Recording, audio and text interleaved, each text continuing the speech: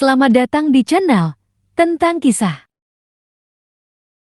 Cerita ini mengisahkan tentang seorang nabi yang pernah hidup di dalam perut ikan. Nabi ini adalah Nabi Yunus alaihi salam. Nabi Yunus alaihi salam diutus oleh Allah untuk berdakwah kepada suatu kaum yang telah menyimpang dari jalan yang benar.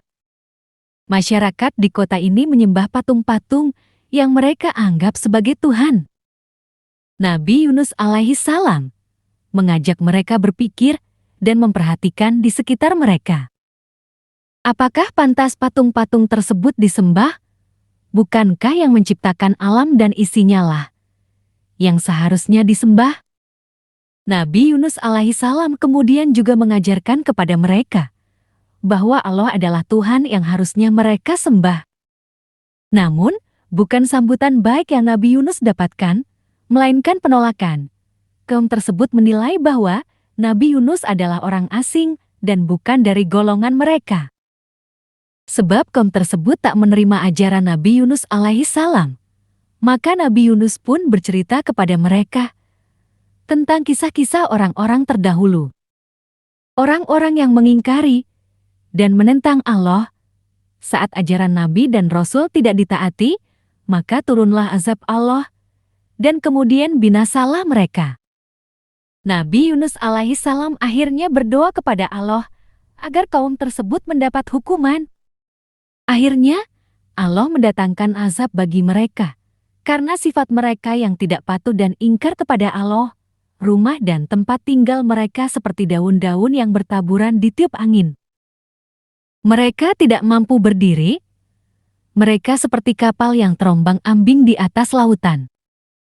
Ketika itu, mereka mulai teringat dengan cerita Nabi Yunus alaihi salam tentang kaum-kaum yang telah dibinasakan oleh Allah.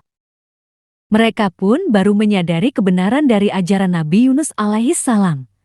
Namun pada saat itu, Nabi Yunus telah pergi meninggalkan mereka.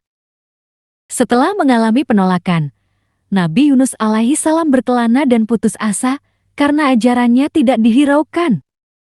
Nabi Yunus alaihi salam yang merasa menyerah, terus berjalan, hingga bertemu kapal yang akan berlayar menyeberangi samudra.